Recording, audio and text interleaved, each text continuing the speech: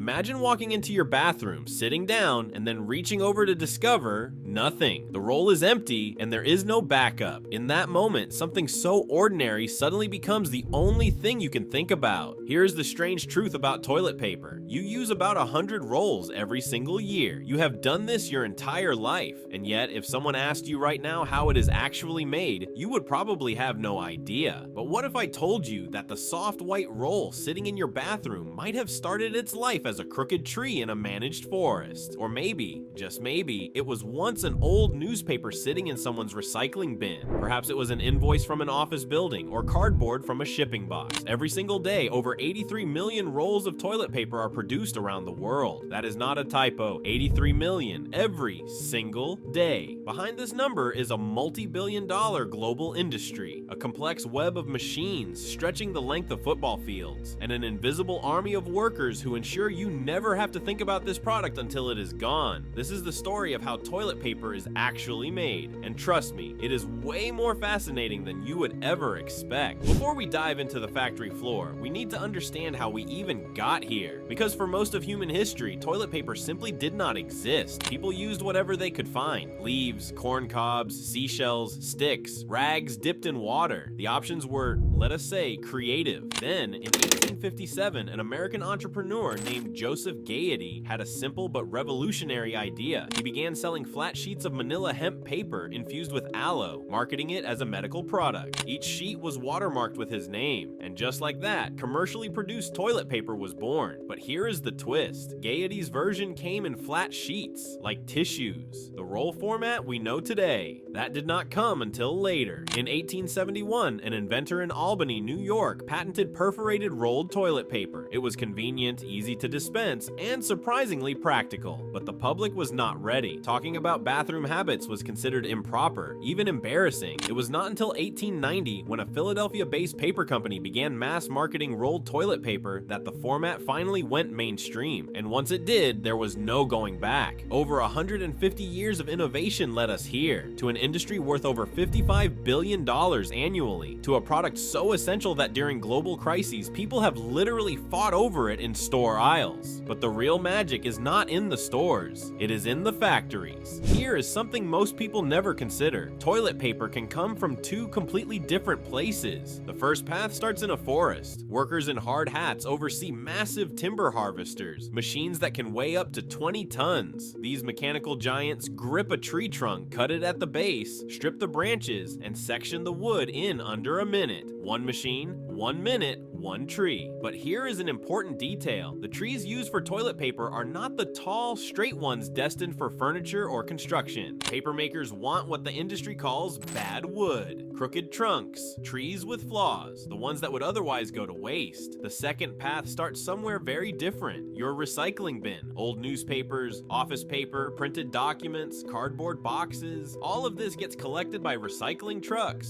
sorted at massive facilities, and eventually transformed into soft white toilet paper. Two completely different starting points, one shared destination. So let us follow both paths and see where they lead. Imagine standing in a processing yard, surrounded by thousands of tree trunks. The air smells like fresh cut wood, and the ground trembles slightly from the machinery. First, the logs enter a debarking machine that strips away the outer layer while preserving as much wood as possible. Then they move to a water bath that washes out stones and sand. A metal detector screens for hidden nails or screws, because even one piece of metal can destroy equipment downstream. Next comes the chipper. Giant rotating knives reduce entire logs into tiny uniform chips. These chips travel via conveyor belt to massive stockpiles, some reaching heights of several stories. But wood chips alone cannot become paper. They need to be transformed. The chips enter enormous decomposer tanks, essentially giant industrial pressure cookers. Inside, chemicals break down the wood structure over 2 to 4 hours. Fresh wood contains 40 to 60% moisture, which gradually evaporates. What remains is cellulose fiber, the building block of paper. But there is a catch. Wood contains a substance called lignin. lignin, a natural binding agent that holds the fibers together in the tree. For papermaking, lignin must be removed. It is what makes paper yellow and brittle over time. Getting rid of it is one of the most important steps in the entire process. Once the cooking is complete, the pulp is ready, but it is still just a wet, fibrous mess. The real transformation is about to begin. Now let us follow the second path, the one that starts in your recycling bin. Picture a massive sorting facility. Trucks arrive constantly, dumping loads of mixed recyclables onto conveyor belts. Workers in full protective equipment, masks, gloves, and goggles stand along the lines, hand-picking contaminants, plastic bags, food wrappers, nylon, metal fragments. These facilities can process 400 to 500 tons of waste every single day. The paper that makes it through manual sorting moves to mechanical systems. Sieves remove large refuse. Vibrating separators let lighter paper continue forward while heavy materials fall through. Near-infrared sensors detect plastic, and air jets blast it away. In the most advanced facilities, robotic arms equipped with computer vision sort materials by shape, material, and color. It is like watching a science fiction movie, except it is happening right now in warehouses around the world. The sorted paper gets shredded into thin strips, then compressed into massive bales. Each bale weighs around 800 kilograms.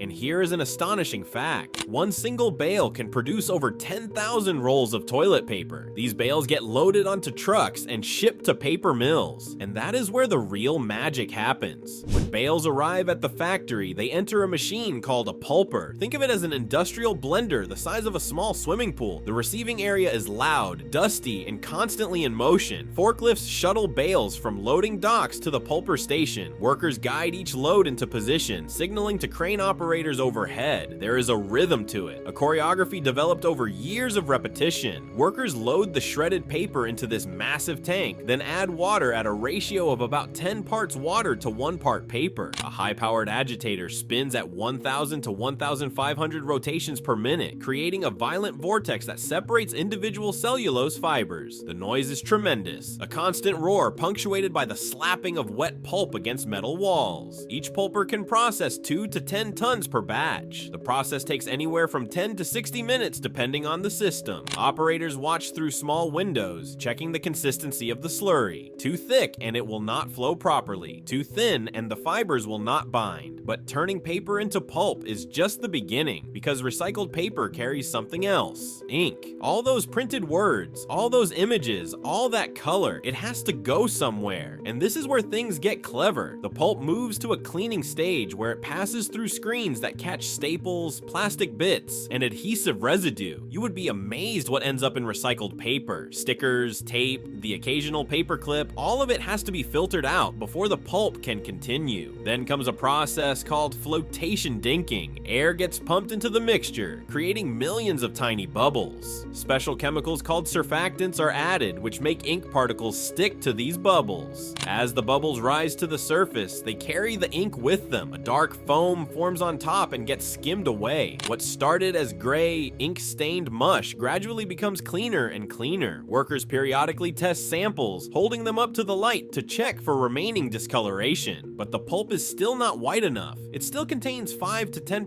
lignin, that same substance from wood that causes yellowing. So it moves to a bleach tower, where chemicals and controlled temperatures break down the remaining lignin. The smell here is sharp and industrial, a reminder that papermaking is as much chemistry as it is manufacturing. What emerges is clean, white, fluffy pulp. And now, whether it came from trees or from recycling bins, both paths have converged. The raw material is ready for its final transformation. This is where the transformation happens, and to understand it, you need to picture the scale. Paper machines can stretch over 100 meters long. That is longer than a football field. The fastest ones can produce paper at speeds approaching 100 kilometers per hour, nearly 60 miles per hour. These are not small operations, they are industrial cathedrals humming with energy around the clock. Walking alongside one of these machines is an experience. The heat radiating from the drying section, the constant vibration underfoot, the mist of evaporating water hanging in the air. Operators move along catwalks, checking gauges, adjusting valves, communicating through headsets because the ambient noise makes normal conversation impossible. The process begins with pulp being sprayed onto something called a fourdrinier wire, a massive mesh screen that acts like a conveyor belt. At this stage, the mixture is about 95% water. The wire allows water to drain through while fibers intertwine on top, forming a delicate web. It looks almost magical, watching liquid transform into solid right before your eyes. Vacuum boxes underneath suck out more water. The consistency and thickness are carefully controlled at every moment. Even a tiny variation can affect the quality of thousands of rolls. Next, the wet sheet enters the press section. Massive rollers, some weighing several tons, rotate against each other under enormous pressure. They squeeze out moisture and compress the fibers together. What was once a soggy mess is becoming something recognizable. Water streams off the rollers into collection trays below to be filtered and reused. Then comes the drying section. The paper travels through heated rollers that evaporate the remaining water. Fibers bond into a solid sheet. This happens remarkably fast. The paper web forms from liquid pulp into solid sheet in a matter of seconds. Steam rises from the surface, filling the air with warmth, but the paper is not finished yet. It passes through ironing rollers that remove creases and smooth the surface. A calendaring system enhances shine and consistency. Then the sheet wraps around something called a Yankee dryer, a massive heated cylinder that can be several meters in diameter. Here's where toilet paper gets its signature softness. A metal blade scrapes the paper off the dryer in a process called crepping. This creates tiny wrinkles in the sheet, making it soft and flexible. It also makes the paper weaker when wet, which is actually by design. Toilet paper needs to break down easily. That characteristic texture you feel when you touch a roll, it starts right here. The finished paper winds onto giant reels called parent rolls. These can weigh up to 5 tons each, with diameters over 1 meter. Each reel holds thousands of meters of continuous paper. When one reel is full, the machine automatically cuts the paper and starts winding onto a new core, all without stopping. Downtime costs money, so these systems are engineered to run continuously for days or even weeks. And now comes the final stage of the journey. The parent rolls travel to the converting area, where machines transform them into the product you actually recognize. Converting lines can stretch 80 meters or more. Housed in cavernous warehouse spaces with high ceilings and fluorescent lighting, the atmosphere here is different from the papermaking hall. Cleaner, more precise. Multiple parent reels unwind simultaneously, and paper layers get stacked to create 2-ply or 3-ply construction. Tension sensors monitor the pull on each layer, ensuring they align perfectly. As the paper moves along, patterns get printed onto the surface. Micro embossing adds that characteristic dotted texture you feel when you touch a roll. This is not just for looks, it increases volume, softness, and absorbency. The embossing rollers are engraved with precise patterns, and they must be replaced periodically as they wear down. Perforations are added so you can tear off individual sheets, typically 10 to 12 centimeters long. Small rotary blades punch through the paper at exact intervals, miss by even a millimeter, and the perforations will not line up properly, causing sheets to tear unevenly. Quality control technicians periodically grab samples off the line to test them. But wait, what about the cardboard core at the center? In a parallel process happening in an adjacent area, recycled cardboard sheets get glued diagonally and wound into continuous tubes around a steel rod. The glue must dry quickly but bond permanently. These tubes are cut into segments about 10 centimeters long, with an inner diameter of approximately 4 centimeters. Every dimension has to be precise, or the rolls will jam in dispensers. Rejected cores get recycled back into the cardboard stream. The cores move to high-speed winding stations, where rotating shafts spin at thousands of revolutions per minute. Paper winds onto the cores, building layer after layer in a tight spiral. The speed is mesmerizing, almost hypnotic. When each roll reaches the preset length, the system automatically cuts the paper and applies adhesive to seal the end. A small tab of glue, barely visible, keeps the roll from unraveling on store shelves and in your bathroom cabinet.